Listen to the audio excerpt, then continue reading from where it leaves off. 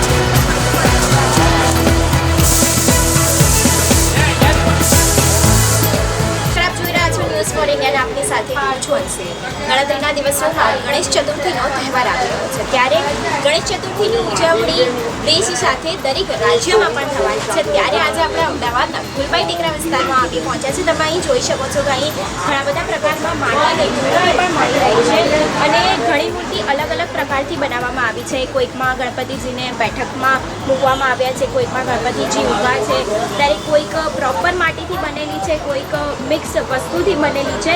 તમે અત્યારે હાલ અહીં જોઈ શકો છો કે અહીં જે ગણપતિની મૂર્તિ છે તે અલગ અલગ પ્રકારથી બનાવવામાં આવી રહી છે. કોઈ ગણપતિને નંદીનો શેપ આપવામાં આવ્યો છે, ત્યારે કોઈ ગણપતિ નોર્મલ જે મૂર્તિ છે તેવા છે.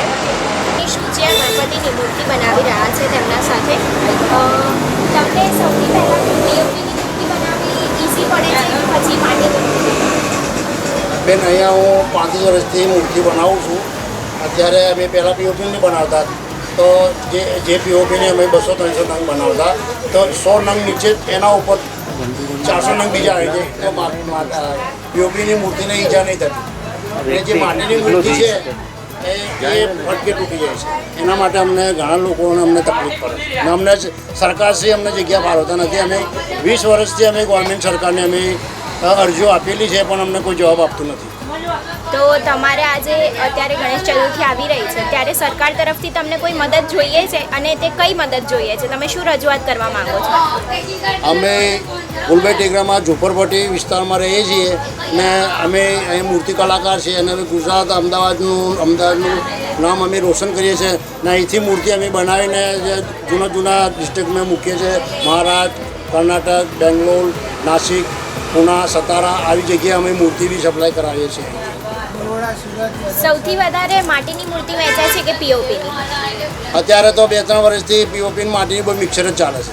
માટીની બી વેચાય છે ને જો લોકો સલમ વિસ્તારના હોય જે એ અમારી પીઓપીની મૂર્તિ લઈ જાય ને જે સ્ટાન્ડર્ડ લોકો હોય એ માટીની મૂર્તિ.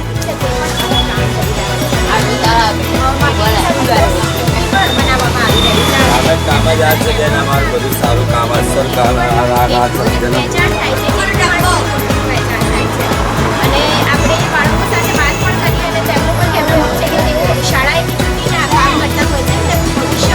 લઈ જાય ને મળું ને લાવજે બી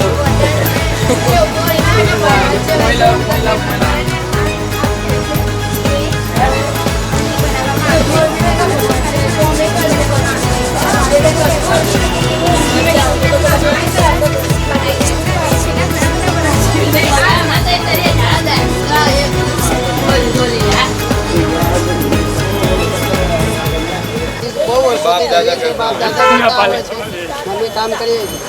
પીઓપીની મૂર્તિ બનાવતા કોઈ તકલીફ પડે તો ખાવામાં બી ખાય જ છે પીઓપી.